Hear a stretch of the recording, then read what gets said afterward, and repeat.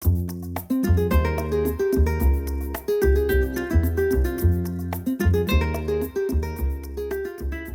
to another episode of the Heart to Heart podcast. This week, Mark and I had the pleasure of sitting down with actor Yvans Jourdain. Yvans shares his incredible journey from his early life in Haiti to his flourishing acting career in Hollywood. We dive deep into his experiences working on Parks and Recreation, his serendipitous encounter with Vin Diesel, and the personal and professional challenges he's overcome along the way. Yvans' story is full of heart, humor, and valuable insights for anyone in the entertainment industry. Before you dive in, don't forget to please support the podcast with a 5-star rating and review. You came to one-on-one at the very beginning, very 30 years ago. And so I think it's really kind of cool to have an actor who's, been with obviously not just been, but your career has done all kinds of things, including just before. It's ironic. Just before the strike, in my opinion, you were blowing up. Yeah, things were happening.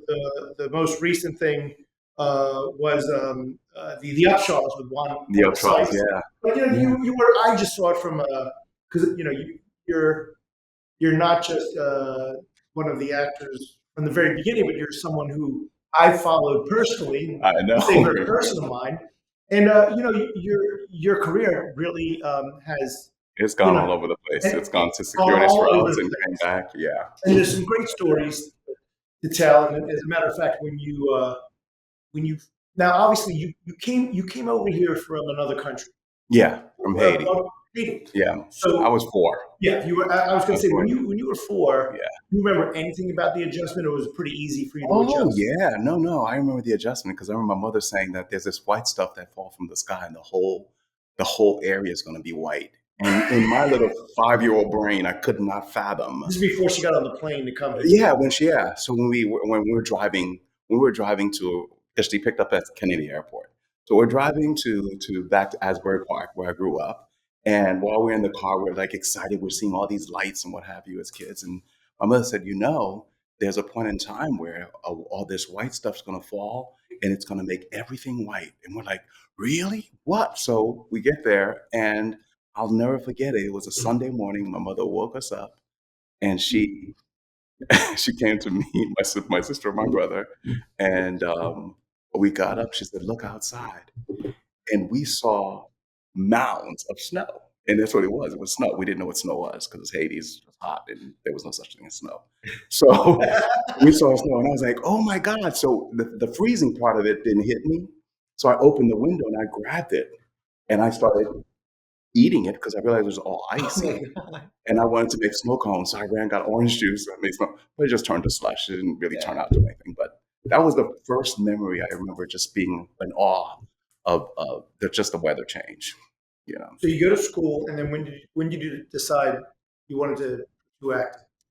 I've always been fascinated by it. There's a part of it that's psychological because Sidney Poitier was a huge fan of my father's. Really? And my father loved. Your father was a huge. My father, yeah. My father was a huge fan of Sidney Poitier. Sorry, my father loved Sidney. Wow. I know, right? I was like, I know, right? I would have loved it. If they had met, they would have loved each other. But my father just always, anytime there was a Sidney Poitier movie on, black and white before, and then the color TV came, and we would just stop everything to watch Sidney Poitier. And at the time, I was struggling with the love of my father because my brother was older, and he was very much, really attached to my brother, and I was attached to my mother. So I saw how my father, revered Sidney Poitier. I was like, oh, if I become like Sidney Poitier, he's going to revere me the way he reveres him. So that was my first memory of it as a kid. And now that was just a thought. And so flash forward, I'm in high school, and we didn't have a theater department. And I wanted to, what we had was speech and debate and dramatic and chirp and comedy and chirp. Those were the things. There was a state and a national. And I ended up getting involved in the dramatic and chirp one where you had to read a scene, basically. You did all the characters in the scene. And that was my first exposure to anything related to acting. And I took third in the state at the time. And I remember my teacher telling me, you'd never be good at this, so don't pursue it.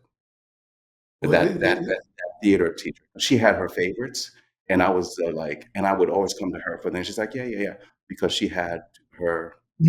Always. And why is that always the case? Like every single she had her favorites, and they were white kids. I was the only black kid. There was one other black girl that was doing dramatic interp with me, and I was the only black kid doing it.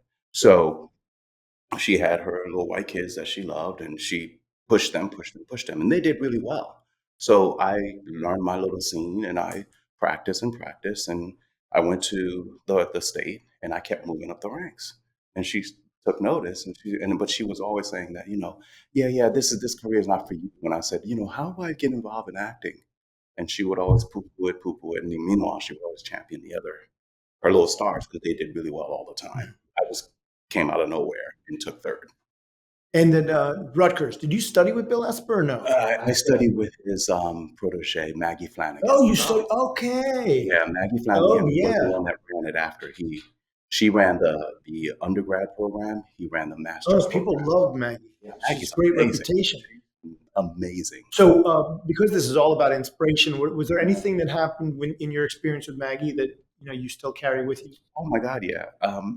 Maggie gave me that little spark to say I had something, because she would never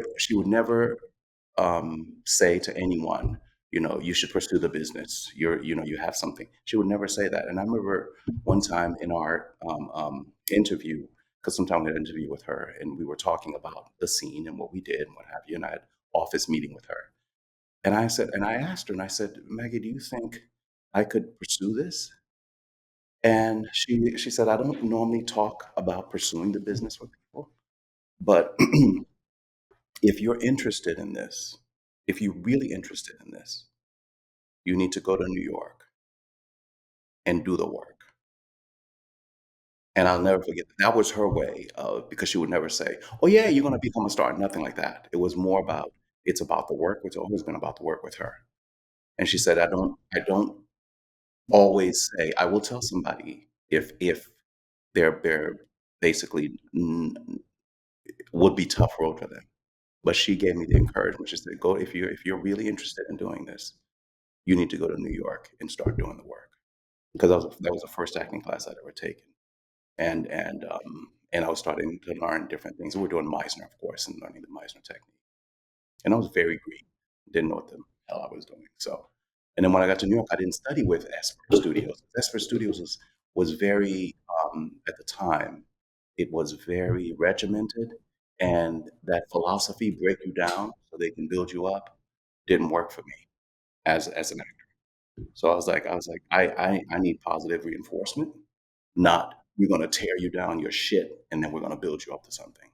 So I knew that was for me, so I didn't pursue that, because I heard Bill Esper was pretty tough and he was ripping people to shreds, and I was like, yeah, I'm a little too thin-skinned for that, because we get into it, and I didn't want to put myself in that surrounding. But Maggie, who was also tough, she just had her way of letting you know you were not doing the scene. She's like, I don't believe you. She would just say, I don't believe you, and then you'd go from there. So Yvans, you moved to New York, and as you know, it's not just about studying with someone; it's about paying the bills. Yeah. So how did you, for your paid job, how did you start to learn how to you became a trainer, right? Yeah, a friend of mine, Beverly Bond.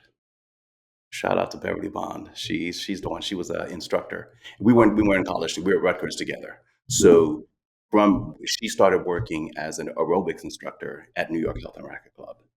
And then she told me, she says, look, they're hiring. You should put in an application. So I put in an application. I was still living in Jersey outside of Rutgers. I still had my apartment, college apartment. And so I applied. I went in at an interview, and they were looking for instructors, and they said they would train you. So they want you to be physically fit. And who was that? The managers of New York Health and Racquet. Oh, okay. New York Health and Racquet. Okay, yeah. And it was the 76th in York office, basically. 76th in York. Yeah. You know, I bartended at the Raccoon Lodge, which was 76th, 77th in York. In York. Oh, really? Yeah. And that's there right. You're right, there is. Yeah, New York, right there on that corner. It's a very small one. It's a very small one. Yeah. And very... In like a brownstone-ish kind of yeah. thing. Yeah. It was very small. that gym? No, that gym was mismanaged. In our heads. It was mismanaged. I think it's Wow. No. Equinox actually knocked it out. Yeah, it was kind of like the semi-equinox of its time, but not nearly as nice. Yeah, it existed when I was in college. Yeah, for the time, it was the place to be. It was one on every especially, corner. I know, especially the one I worked at. A lot of stars were coming through there. A lot of stars were coming through there. And they lived near there. Yeah, and they lived near there. And also you had a lot of Wall Street types, especially the soap actors. I mean, there was a lot of beautiful people just coming and going there. It was very intimidating. It was very intimidating for me, I remember. But they trained you.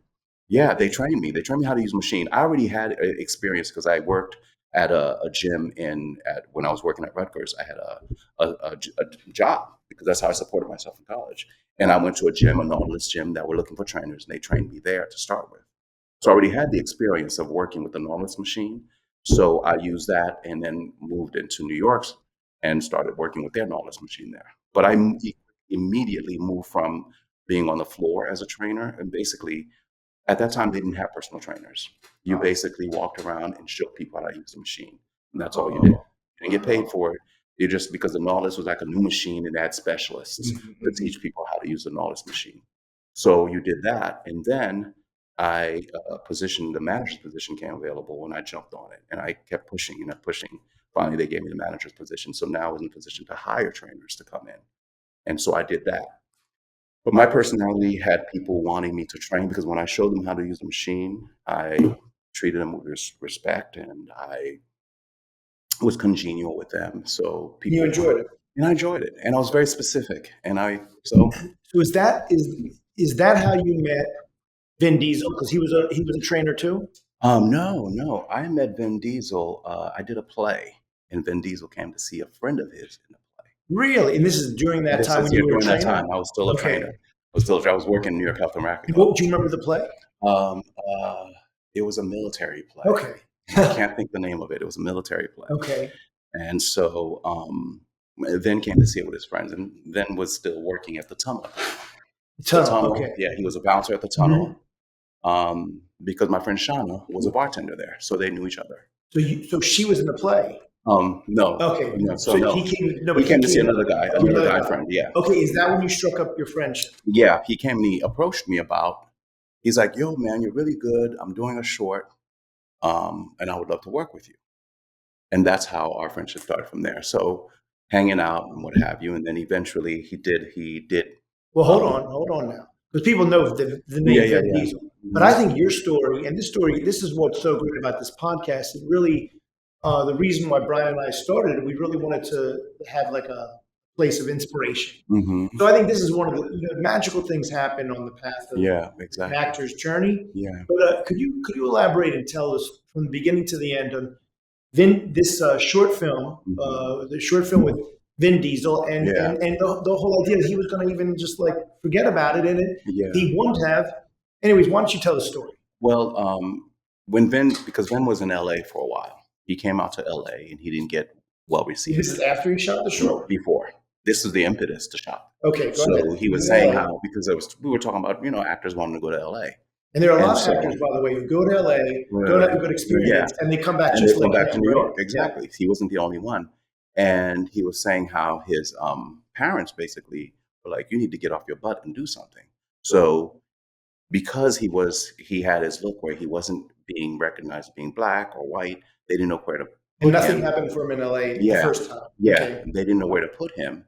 That's where he came with the concept of multifacial. The short film, multifacial. And what was it about multifacial? And it was about him basically auditioning different characters. Oh, get out. Italian character. And he had different casting directors. So he cast me as one of his casting directors. In the film? In the short. Okay. So he wanted to basically use the experience he had in LA and created a venue for himself where he could showcase his acting ability. And actually, he did a great job. If you look at the multifacial, he does the Italian character down to he was really good.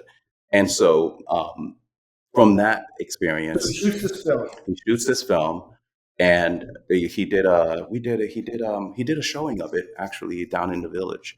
I remember, and so Sean and I went, and nothing else happened. Right. And so it sat for a while, and I ran into him again. I said, "Hey, man, whatever happened to you?" He's like, "Yeah, it's just sitting there." And I forgot who encouraged him. I think it was a manager or You got the anybody. vibe that he was just gonna Yeah, like yeah. He was let it just gonna, go. yeah. Basically, he's like, it's just, he's like, I don't know what to do. We showcased it, meaning they had the film, the showing of it, and that was it. Nothing It just sat. happened. Nothing Yeah. happened.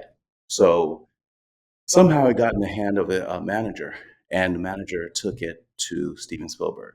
And it somehow got to Steven Spielberg's hands, and Steven Spielberg called him up, wrote him into Saving Private Ryan. Saving Private Ryan, and he had that kind of Italian character in there. And the rest Career's is history. born. Career's born from But there. there's so many stories like this, but Yeah, and you were part of that, career's in the born from film and there. joke, but it really is incredible how he could have easily Yeah, he could have given easily up. sat on that and given it up, but it's determination. Uh, won't- his parents did influence him You in said his putting that. dad said something. Yeah, What did his dad say?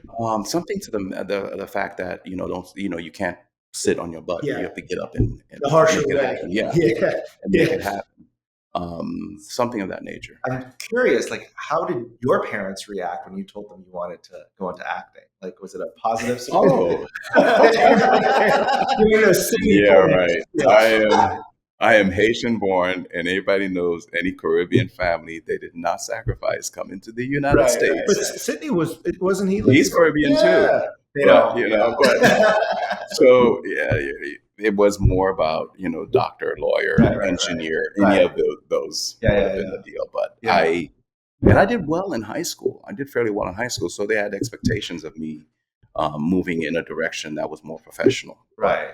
The acting thing kind of snuck up on me. I was always creative. I could draw and I could sculpt, Right. and I did a lot of different things in high school to showcase my creativity. Mhm. And so I balanced sports and the creative arts, drawing and sculpting. I was known for drawing in high school. And so my parents knew that I was creative, but the acting thing came to the side, and they were not having it. They were not having it. But you eventually won them over because you majored in it at Rutgers. Yeah, I did major in it. Oh, you majored in it. I took classes. That's why I asked, because I was thinking about turning it into a major. And that's the session I had with Maggie was about that. Wow. And she said, if you're really interested in it, you got to go to New York. So she didn't push me to get a major in it. Hey, it's Brian. I'm dropping in on an important announcement. What you need to know is you have more control over your career than you think. The thing standing between you and the career you want is your connections. And that's where One-on-One Next Level comes in. If you are not a member yet, you can apply to join at oneononenextlevel.com. Press pause and do that now. If you are already a member and you are ready to get back on track, we want to invite you to book a strategy session with us led by myself personally. We will help you prioritize which classes make the most sense given your career goals. You can find these under the Resource Hub in your account portal. We can't wait to hear your success story. You go to New York, do all the training, Mhm. with Alan Savage. Who were some of the teachers that really stuck out to you? Alan Savage was the best teacher I've had when I got to New York. Okay. And it was, it told my serendipitous moment. My life is full of serendipity. I'm aware of that. Alan Savage was one of he would come into the gym where I was working. And I remember I was studying with another teacher who I don't remember his name. And I was working on a piece, Hat Full of Rain. And the character is Johnny, and there was a scene in the kitchen, and I couldn't do the scene right for this acting teacher. So he kept telling me I was doing it wrong, and I need to work on this, and I couldn't get it. So I was having a conversation with a friend of mine. She was a writer, and I was saying, I'm working on that scene, like it's not working, and the teacher keeps telling me I'm not doing it right, and what have you. And she leaves, and then this guy says, "Hey, I overheard your conversation. Do you mind if I interject?" I was like, "No." So he said, "So what are you working on?" And I said, "Well, I'm working on the scene." He's like, "What's happening?" He said, if you were a fly on the wall, tell me what's happening in the This scene." is while you were a trainer. This is while I was a trainer. And he's doing his curls. Yeah. And I was like, well, and I explained to him what happened. He put his curls down. He's like, well, go in there and you do this, this, this. And I was like, but there's this going on, and he's an addict. And he's like, no, don't forget about it. Don't even worry about the addict part. Just focus on doing this when you get in the kitchen. Make your intention be about this. And I was like, that's it? And he's like, yeah, that's it. Go in there and do that. So I go and I do the scene, and the acting teacher's like, "Oh my God, that was fantastic! Finally, you got it." I was like, "Can I curse? Can I curse on Yes, this?" of course. I was like, "You motherfucker!" It's like a free All that ride. time I've been studying with Yeah. you, and this man just came out of nowhere, gave me just one little adjustment, and you like the scene now. So now I go back to the gym, and I am scowling everywhere looking for this dude. So I'm looking over for Alan. Finally, he shows up, and he said, "So how did it go?" And I said, "Oh my God, it was amazing. How did you know?" He's like, "Well, I'm an acting teacher." I was like, "Really?" He said, "Oh my God, I want to study with you." He's like, "Well, hold your horses." And I asked him. He said, "Look, I'm here. I'm usually here at such and such time. If you ever want to talk acting, I'm on the bike for 30 minutes. You can swing by." So I started doing that. One time I asked him. I said, "So how is it that you became an acting teacher?" And he said, "Well, I had worked on a film. I was a filmmaker first, but then my wife got sick, and I stopped working on films, and I became a teacher." He said, I won an Emmy for a film that I shot that was on PBS, and it was about a little black boy in Harlem who OD'd in the bathtub." And I said, "Not me?" And he's like, "Because that's the name of the movie, Not Me." At 13 years old, You I saw it. saw that movie, and it stopped me from ever doing drugs. And I told him that, and I shared that with him. And we both had this like moment of like, it was a connection, a very strong connection. He's like, "I have never, as long as I've done that movie, and that movie was older. He said, I have never met anyone who it who had an impact in such a way that they were able to share it with me, Let alone saw it. let alone saw it." Yeah. And I said to him, I said, "Look, it changed my life because I have friends that went to high school with that is strung out. And when I go home, I'm hearing about how many people that are involved in drugs and they're out strung out." And he's like, "Wow, thank you for sharing that." And I said, "So when can I get in your class?" And he had a year. I waited a year to get in his class. He said, a year. I don't want to sway away from the story, but Mhm. come to think of it, there's a one-on-one actor. We're not going to mention his name, Mhm. but he wrongfully got accused of something, went to prison, and Yeah. he had experiences where he had to deal with Oh, very much some of so. the, we're not going to say his name, but Mhm. he was such a sweet guy, He's still very doing it. talented, He's still doing it. and he had to Yeah. survive. He was actually innocent, right? Yeah, he was innocent. But what's brilliant about him is that he kept sending letters to his lawyer, and they wouldn't respond. So he learned, he took out all the law books he could, figure out his case, and found the loophole of how to get himself off. And that's what he did. And he got his letter to the judge explaining all the law points of why he should be let go, and he got let go. Because he was just happened to be around Yeah. the scene Yeah. of the crime. He Yeah. wasn't in the crime. Exactly. So Yeah. so he was able to it really that's super smart. Yes. But he would tell me how he'd have to sleep at nighttime with his eyes open, Mhm. try to train himself. And he's a big dude too. And he's a big dude, He's a and he'd big have to, dude. the things you don't think about when Yeah. you Exactly. well, in Oh prison. yeah, in Yeah, prison. they do all kinds of They're things. trying to make you their bitch. Yeah, that's a better way of saying it. It's like, you don't understand for no He's reason. like, yeah. Yeah. No. He's like, not on my watch. So back to But yeah. Alan Savage, you start So studying with him. Alan, he said, "Look, I only take 12 people per class." He said, "So what I would need you to do is bring in an audition for me, come do a monologue." And so out of the blue, he said, "Look, I have an opening coming. So why don't you come do a monologue for me? When can you get off?" So I figured out my time off, and I went to his class to do the monologue. And at the time, his class was like, it was Kim Cattrall, it was what's his name, Hinton Battle. Hinton Battle was like a 3-time Tony winning amazing dancer, singer, actor. Kim Cattrall had just done Mannequin then, so, and she was studying with him, and so he had, his class was full of a lot of people that are recognizable now, but they were up and coming then. And I did my monologue for him, and he said, and they all critiqued, and they were like, and he said, "Come back." So he pulled me aside and he gave me an adjustment, and I came back and did it over again, and it was much better. Even they responded, and he said, "Okay, so I have a spot for you. These are the times. Can you do that?" And I was like, "Sure." So that's when I started studying with him. All right, so you studied with him, and obviously we have so much time. But the main thing is every actor has to face that point in their career where they're going to be like, should I go In addition to studying with someone like him, there's some great acting teachers Yeah, yeah. on both coasts, New York, Win Philly, Handman was big at the right? time. Then you should really go for formal like graduate school training. Now, there came this decision for you where you decided to go to Arizona State for Yeah, your for my MFA. yeah. What prompted you to do that? It was a life change. I 93 is when we met. 1993. 1993 That's when One-on-One opened. Yeah. 1993 is when we met. And so in 94, I lost my mother suddenly. And one of my goals was to get to California. And by the way, your mother was like your best friend. My mother and I were very close. And so when she passed away suddenly, I just saw to myself, I said, life's short. By seeing the example, I've quickly, because my mother was 56 and she died in her sleep, so it made me realize that I need to, now is the day. So it put a fire in my butt saying, yeah, you're in New York. And I was struggling in New York. I would get regional plays. And I realized as I was auditioning, the people that were getting the jobs were coming straight out of grad programs, Yale, Juilliard, NYU.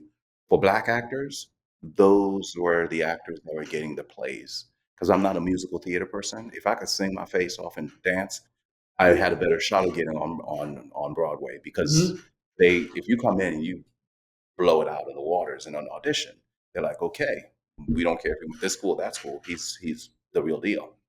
That was not my experience. So I realized that if I'm going to be able to compete with some of the Black actors coming out of these high profile schools, I would have to have more training.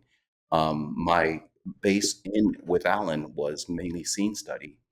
And so, which was fantastic because I learned how to build character and all that stuff and break down a script to find the little nuggets to be able to stand out in a scene.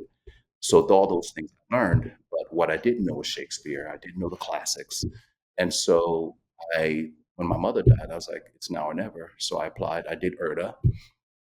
And URTA's a university where all the universities come all over and they audition you for plays for this grad school. And when I did URTA's, again, everything I do is somehow divinely guided. And I say that. When I did the URTA's, I remember using I knew that there were only so many audition monologues that were out there for men, and I had to do a classical and a contemporary. I didn't do a classical because I wasn't classically trained, so I wasn't going to do that. And so I did Guess Who's Coming to Dinner, Sidney Poitier, and there's a book called All I Really Needed to Know I Learned in Kindergarten by Robert Fulghum. I had read that book, and it's great little storytelling. And I took one of the stories from there, and I made it into a monologue. And that monologue, when everybody was talking about it, because it's about a little girl who sees herself as a mermaid, and the teacher is basically saying there are no mermaids. And she's like, yeah, I'm a mermaid. And it goes into a philosophical, what do you do with mermaids? People who don't fit a box. Basically, it's about being outsider in a box. And all of us are misfits in the theater world. So it really resonated with a lot of the auditioners. And that got me a lot of schools interested. And and Arizona said, look, they really wanted me. So they flew me out there. And when I got there, when I go to a new place, I open a newspaper to see what's going on. And the first thing my eyes landed on was a theater company. And they were doing All I Really Needed to Know as a play. And it was never done as a play. It was always a book. And I thought to myself, wait a minute, how is this a play now? And when I look and read further, the director happened to be a director who directed me a year prior in To Kill a Mockingbird, Ernie Zulia. And he was directing All I Really Needed to Know I Learned in Kindergarten. Out there. So I called the theater and I said, this is Yvans. Please let Ernie know that I'm in town. And he invited me to come to the dress rehearsal. And the dress rehearsal before opening, and I met Robert Fulghum, who was there, and he signed my playbill. So it was just like this full circle moment. I was like, okay, Arizona State. This is where I'm going to go. That's where I'm going to go. Looking back, and especially this is good for our younger listeners. Do you have regrets that you went? Do you like that you went? It was one of the best moves I made in my life. Because what I got, even though I was at the time a professional actor, because I was SAG already and already had my equity eligibility. What I got was vocal training. I got movement training. I got classical training. So, and the opportunity roles that I would normally get cast in. So, and the classes were it was concentrated. It was basically 2 years of conservatory kind of training where you had movement in the morning and each thing built on itself. So it was movement in the morning, voice, and then the acting classes. And it went like that. So you were taking all the pieces and then bringing it together into your acting class. So it allowed me to break down the different aspects of what makes us artists and put it and synthesize it into the physical body and using every aspect of myself in the work that I was doing.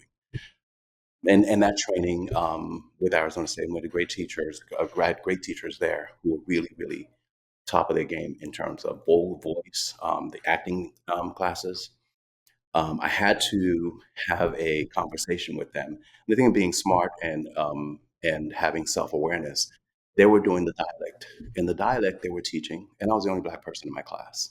So getting cast was trying to find a place for me. They were challenged by that at the time. So we did the Scottish play, and I played Banquo, and which was great. And one of the areas I excelled in was combat, fighting, and all that stuff. And we were doing dialects, and I remember the dialect coach was teaching us Irish, Scottish, German, British, I have the same experience. and I was like, "Look at me." And what play are you going to cast me as Scottish? And I kind of got mad because the white actors, it was in their wheelhouse, and they were picking it up, and I was struggling with it. And I said to him, I said, "You know what? I'm Caribbean. There are different accents out there, and most of the plays up, probably more than likely, since having been out there, that'll get cast in. If I'm going to do an accent, it's going to be Caribbean, Jamaican, West Indian, any kind of West Indian, African. Why don't we learn those accents?" Yeah. And he said, "Well, you're right. Um, we'll come up with something. Why don't you do those? Why don't you learn those accents and bring them in and teach it to the class?" And that's what I did.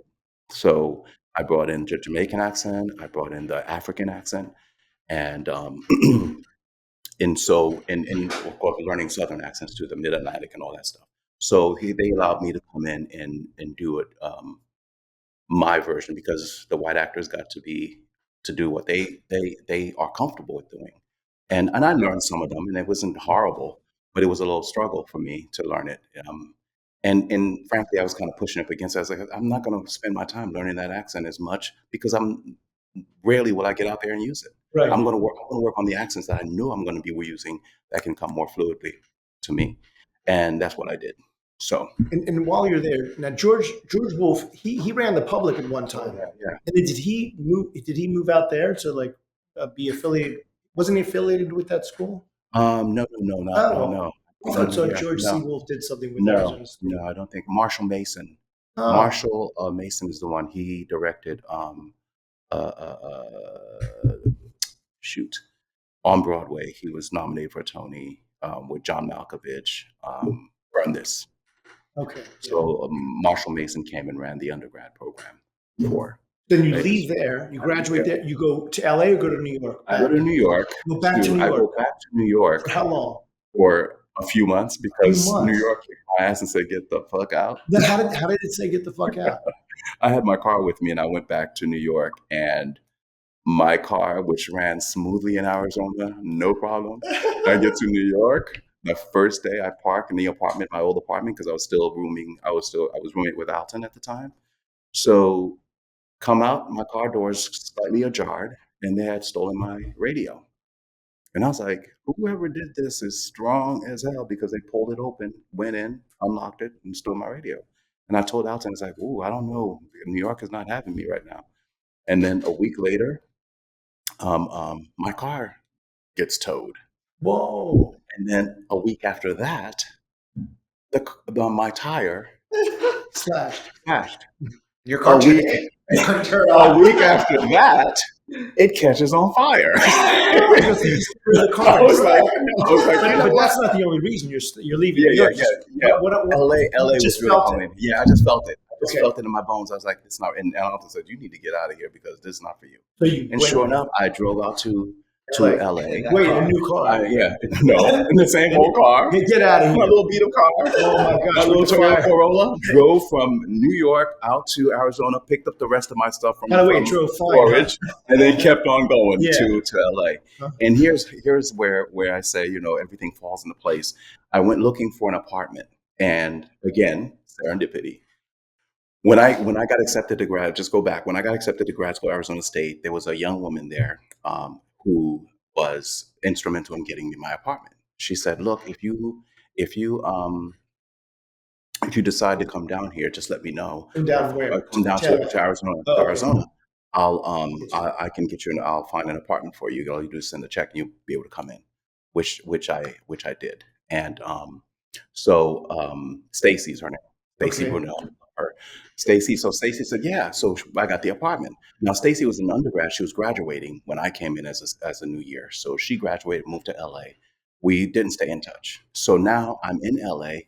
And the first day, and I was gonna go and live with my dear friend Andre, and we were gonna room together. So we all started. We had it all planned, but then his girlfriend, who was pregnant at the time, decided she was gonna move from New York with him. So Now you had no I place lost. to I had stay. no Yeah. place to stay. So I go looking for an apartment the first day.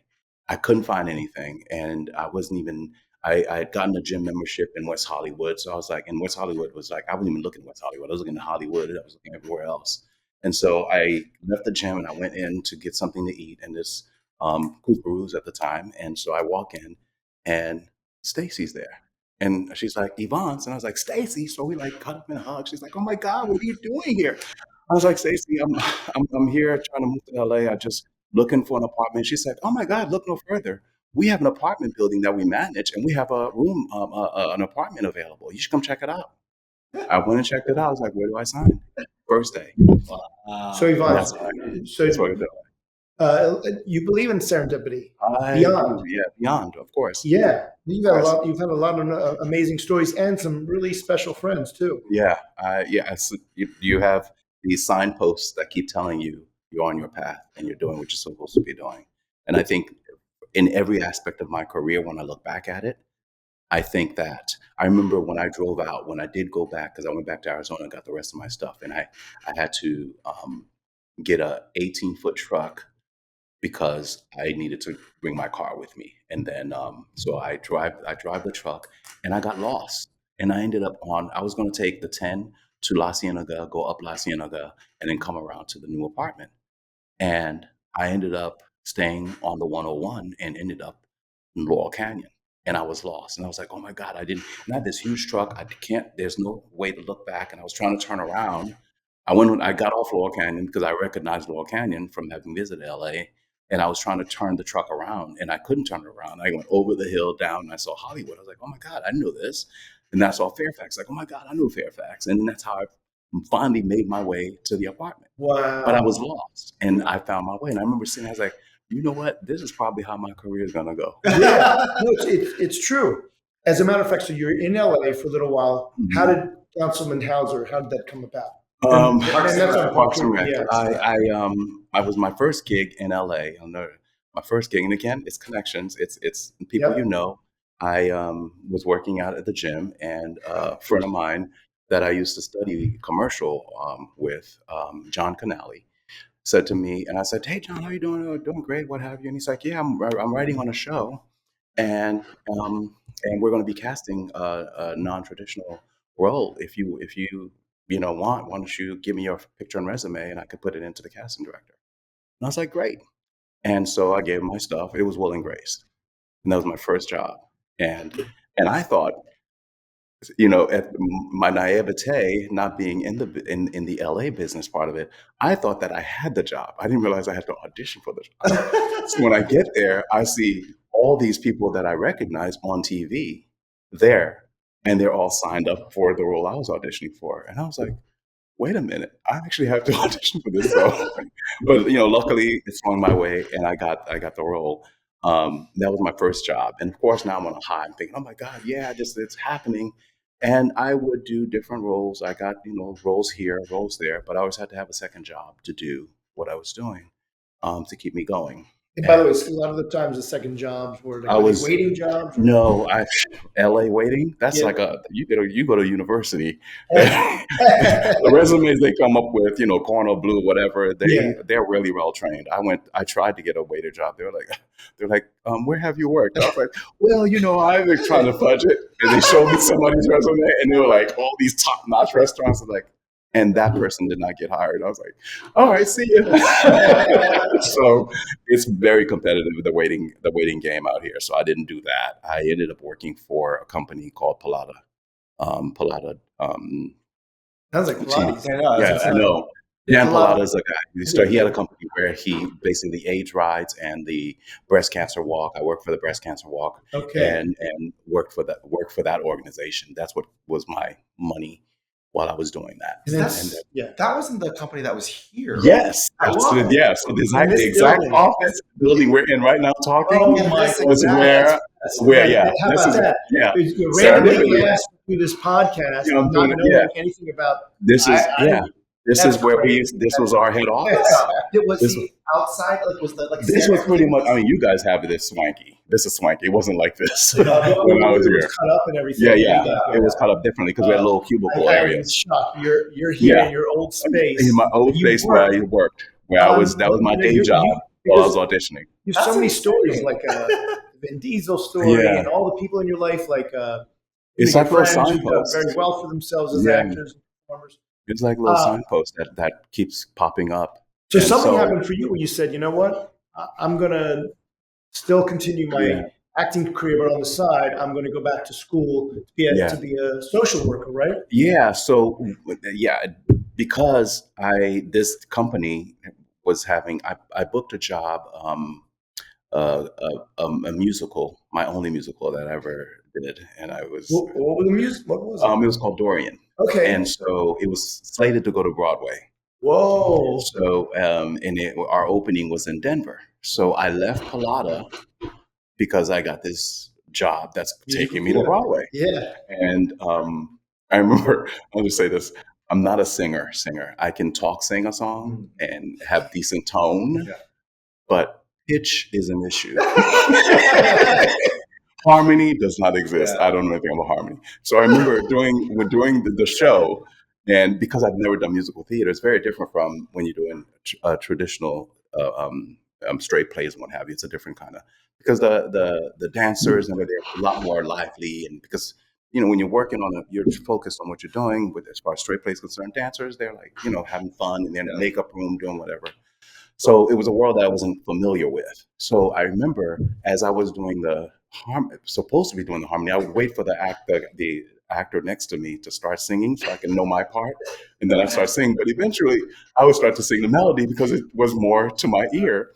And then I used to hear this like reverb in my ear. My voice was kind of loud, and then all of a sudden, I stopped hearing it. It sounded like AM radio, no longer sounded in stereo. So I was in the dressing room, doing the makeup stuff. And I was like, you guys, I used to hear myself when I sing, and now I'm not hearing myself anymore. And I'll never forget this guy. I was like, girl, they done turned off your mic. I was thinking, what do you mean they can do that? He's like, yeah, bitch. If you're not hitting those notes, they're going to turn off your mic. That is incredible. Oh my God. I never forgot about that. Wow. But anyway, that made me leave Palada. And then when I came back, I didn't go to Broadway. I came back, I was scrambling, and I thought, and I have friends who always said, you're a really great listener. You should consider going into therapy and psychology. And I've always approached things from a psychological perspective anyway in my work. And I've always been interested in psychology. So I applied to grad school. Things were not going well acting-wise. And I applied to grad school. And I still had my agent. I'd go out now and then. And all of a sudden, I got a call from my agent. And it was a Parks and Recreation. Nobody does special programs like One-on-One Next Level. It's where we really help actors shine. I'm Emilio. I signed with my Southeast agent right after the Atlanta trip, and now I'm auditioning several times every month. And I almost didn't do the Atlanta trip because I thought it was just another cash grab. I can tell you from experience that it's not. That's not how One-on-One Next Level rolls. And here we are 6 months later, and I already booked my first job with my Atlanta agent. I'm Rebecca, and the Bridge program demystified the industry for me. It gave me the platform to get off book in under 10 minutes. I met 60 new artists that are now all a part of my community, and I even signed with a manager. I have never walked away from a program so confident in my abilities. I'm so grateful for One-on-One Next Level. My name is Capenna, and I can finally call myself a working actor after participating in the LA Super Showcase. I had just moved to LA and I felt stuck. I came across the LA Super Showcase, and let me tell you, it was a life-changing experience. I signed with an agent, and since then, I've been auditioning for series regulars and booked my first TV job. I finally feel like I made it to the next level, thanks to One-on-One Next Level. In the next 12 months, One-on-One Next Level will host 27 special programs bringing you unmatched exclusive access to industry connections. Special programs aren't just a one-and-done class. Instead, they're designed to accomplish in a weekend what it takes most actors months, even years to do. So whether you want to get repped in a smaller market like Atlanta, bypass casting directors and connect directly with TV showrunners and decision makers, or spend a weekend meeting a bunch of musical theater industry professionals in New York City, you have to become a member to be eligible to sign up for our special programs. To apply, go to www.oneononenextlevel.com. We can't wait to hear your success story. I went in, and I remember having the wrong sides because I was supposed to be in a suit and tie, and I got there, and the sides I had, the guys in the suit and tie had a different name on it. So I said, what are you reading for? And the guy's like, Councilman House. And I was like, oh, okay. And I looked at my sides. I was like, that's not what it said. So immediately I picked up the sides, and I was trying to learn it real quick to get up there. So this is where, the training comes in. You make quick decisions and bold choices. So I went in, did my scene, and next thing I booked it, and I thought I did the scene. And I remember when I worked on the show, the first, Chris Pratt I had met before through a mutual friend because he was training with a friend of mine. So I knew Chris before Chris became Chris Pratt. He used to work out at the gym with a friend of mine who was training him at the time. And lovely, sweet, all of that. And so when I got on set, we remembered each other, and we exchanged the pleasantries. Hey, how you doing? How things going? He's like, a lot heavy. He's like, yeah, I'm no longer buff like I used to be. I was like, yeah, dude. I was like, yeah, you married and fat and happy now. So we're doing the scene. I remember there was a line that was I did the line, but it wasn't landing. The humor of it wasn't landing. At least so I thought, because the writers would get together and they'd huddle, and then they talk and they come back and they change the line. And so when they changed the line, I was done and what have you, cut, and okay. And I remember leaving, and I was like, oh my God, I suck so bad. They're not gonna, that was it. And it was just a one-time thing. And then One-time guest star. Yeah, one-time guest star. And then a year later, my agent says, hey, you remember Parks and Recreation? They want you back. And I was like, for what? They're like, well, the Councilman House, they want Councilman House to come back to do and they just kept calling me back. And I kept thinking, my insecurities was all of it. This is really interesting because one of the things I wrote down was on the drive here. I have these voices in my head on the drive here saying, how am I going to mess up this podcast today with, how am I going to mess it up to embarrass Brian? Okay, so these voices are there. And I was like thinking, I'm going to ask Yvans, have you ever had those voices, and what have you done about those? Because, it's good to share with our actors. I'm sure I got it for this. I have them till today. Yeah, so how do you deal with it? I have them till today. One of the things I came to at this seasoned age, as I put it. I love that. With all the experiences, the nerves are there. And there's a quote, feel the fear, but do it anyway. And I've always had the little fear edge that comes up all the time, and the nerves come up. And one of the things for me is when I get nervous, my breath gets shorter, and I used to stutter as a kid, and that kind of comes up a little bit when I get nervous. The stutter kind of creeps in from time to time, and my words get a little slurred and what have you. So I have those voices, and now they're just quieter. I meditate all the time, and what I found was having done enough work is that I'm enough, and that when I get cast for something, it's a quality that I have that's different than anybody else that's walked in the room. And that is whether I say the lines perfectly or not, it's more or less the essence that I bring into the room and the work that I'm doing with the character that gets me the role. And I lean on that and not the fear saying, you said that word. You should have said like, and all those things that come up to make me fearful start to get quieter and quieter because I have to go back to the fact that we all unique, and to trust that part of it more than the voice. Yeah, 'cause those voices are harsh. The voices are harsh.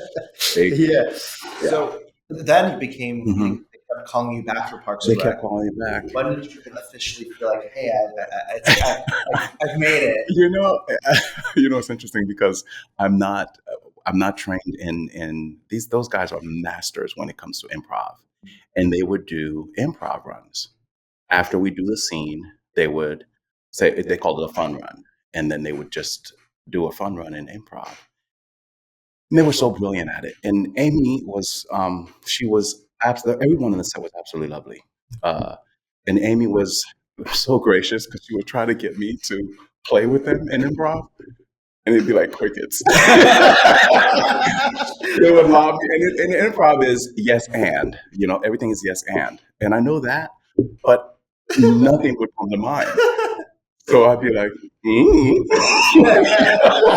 and she would try to send me something, because we're doing the fun run, she would try to lob me something so I could try to participate. But I would always say something I think stupid to me. And I was like, I really suck at improv when it comes to this kind of improv because the pressure of being funny, because they're so funny, was over my head so heavily that my brain just froze and I couldn't think of anything to say. And it's something that is you practice at it, you become really good at it. But they were so good at just being able to just flow and go back and forth with the flow, and I just didn't have that. But they kept calling me back, and I just went along with it every time. And the running joke that because I told the writer my insecurity, I said because I was talking to the writer, I said, "Man, thank you so much for having me back." And he's like, "Oh my God, Yvans, we love Councilman Hauser. We're trying to figure out ways to have you and Amy, because that's the whole thing, is that Amy's character is in awe of you because you represent the straight laced anchoring the show in especially in the council board. I'm the level headed one, and everyone else is wacky." And so that was the humor around it, was that I kept everything level headed and everybody else was always a little bit off beat. So kind of gave me a little more boost saying, okay, so they actually are writing specifically with that intention in mind to create that kind of dynamic between my character and Amy Poehler's character. Mm-hmm. So when that ended, when Parks and Rec ended, did it propel your career forward, or was it? This is probably one of those things where I didn't take advantage of the opportunity at the time because I had so much going on. Including your day job. Yeah, So I was working as a therapist. Which, by the way, the interesting thing is anyways, I want to hear the story, then I'll get to it. Continue. I was working as a therapist, and I worked with a company called Aviva Family and Children's Services, and I was working with kids and families and couples and what have you, and mainly worked with a lot of the foster kids and kids that were acting out in school. And when I'd get a call from Parks and Recreation, typically my call time was at 6 a.m. So they would knock me out in the morning, and I just moved my sessions till the afternoon. And so I kept doing that. So my mind was always doing the day job and still making that happen because I didn't know where that was going to go, and I didn't know where acting was going to go. Acting was like I wanted it to happen so badly on that side, but it was few and far in between. So, and I needed to pay the rent, and I needed to live, and so because once you do the role, yeah, you get that check, but that's it. Right. And you got to still pay the bills. And I learned that earlier on, which is why I went back to school, because I was disillusioned to think that, oh, you got this gig, the money's going to keep flowing. And it's a misconception people have out there, because I have friends in, my family who don't really know the business. They're like, oh my God, you must be living. And I was like, yeah, no. They think you're living like on Hollywood Hills and you're seeing with the Hollywood stars. And I was like, yeah, no, I live in West Hollywood. Yeah, I love where I live, but it's not what you think. Yeah. So, and long and short of it is that I learned earlier on that the business has its ups and downs, and you need to be able to find something to sustain you when it's down. And the really cool thing is, what you may not know of is that just before the strike, he got to a point in his acting career where he was able to say to himself, you know what, I can fully support myself. Wow. And he quit. He quit his day job. And as a result, he was rewarded with both strikes happening like shortly after. I know. So I gave notice, and I gave notice. No, I had actually moved into a supervisory position. So for that, I left with the company, job, though, and I worked with the developmentally disabled community. Okay. And for the regional North Los Angeles Regional Center, I worked for them, and I was supervisor, and it was a very stressful job. That was, and I got an agent through a friend of mine, Karina. She basically took my stuff and brought it to her manager and agent, and they started bringing me in, and I started getting work, and I kept calling off sick, Right. And finally, I said, when my money matches what I'm making, I'm going to quit. And my acting money started matching it. You mean like for your, Yeah. Oh, wow. So when my acting money started matching it, I gave notice. So I gave notice and said July 21st will be my last day. The strike happened. Oh my God. So, but I had this national commercial running for Paxlovid, which is great. And it's still running, thank God. Knock on wood, wherever there is. And I gave notice. And right when I gave notice, I remember thinking, because I journal about what I want to have, how I would like my life to be, how my life is going. And I remember journaling and said, okay, commercials will be my sustaining income while everything else happens. And so I booked the national commercial for Paxlovid. Again, serendipity moment. So I booked the commercial, and the producer comes up to me and he says, during the fitting, he says, Yvans, can I talk to you? And I said, sure. And he said, there's nothing to do with commercial. You're great. We love having you. He said, do you work for the regional center?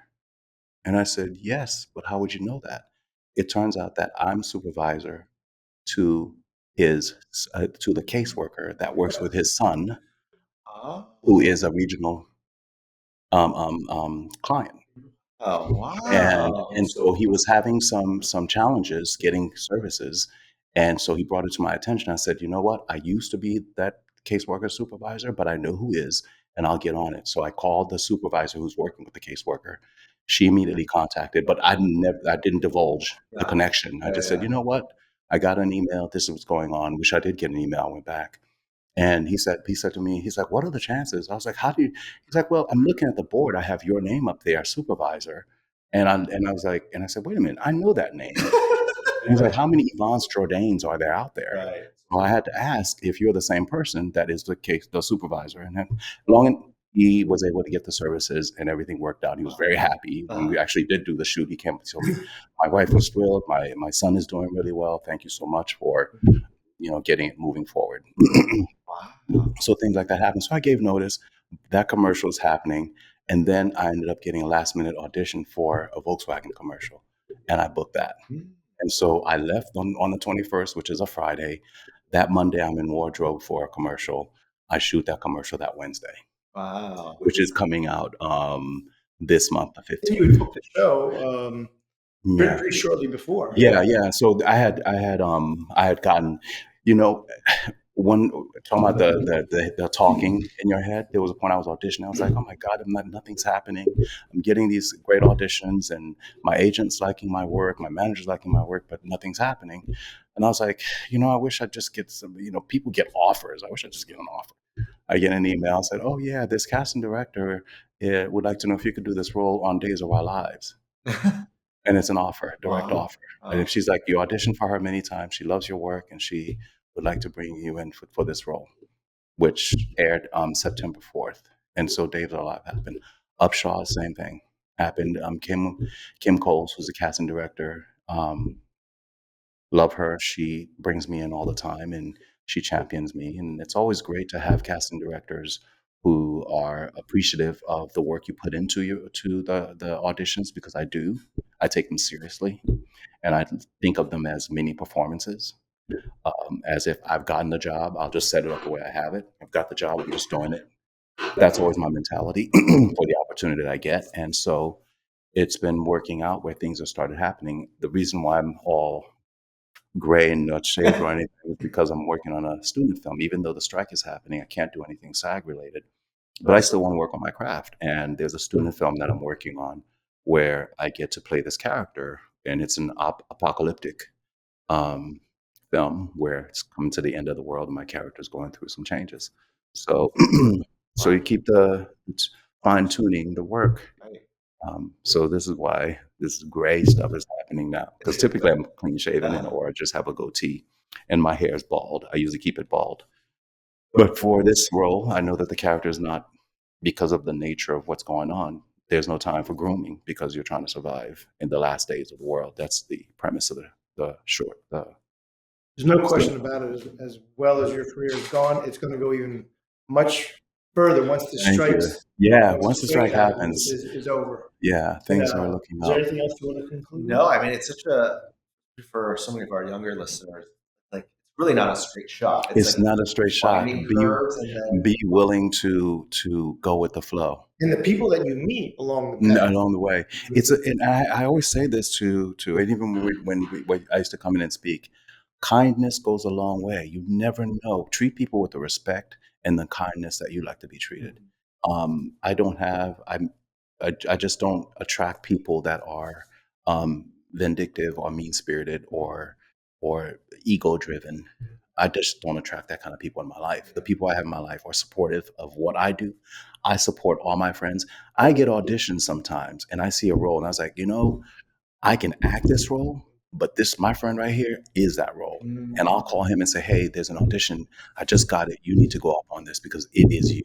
Right. And I send them the information behind my agent's back. I'll forward them the size and they'll get on it. And that's happened. They booked the job and I didn't get it, but it's all about, supporting each other, because I know what's mine is what I've gotten confident with.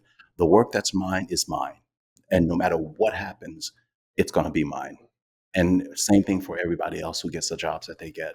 So I don't sweat it when I don't get the job. I just know that wasn't one for me. No one that's for me will be for me. And what kept you going when you had those difficult moments where those voices came? Should I be doing this? Should I quit? Should I go full time?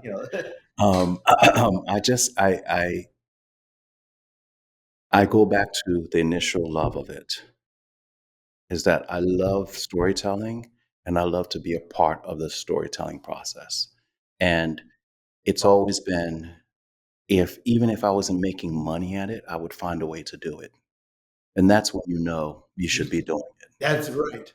Here. And so this student film is not really paying me anything, but the casting director reached out to me, Jamie, and she said, hey, would you be willing to work on this? I was like, absolutely. It's an opportunity to work on my craft and to do something I love to do. And meeting young, talented, up-and-coming directors, it's a win-win for me. Thank you so much for listening. If you haven't done it yet, please support Heart to Heart with a 5-star rating and a review.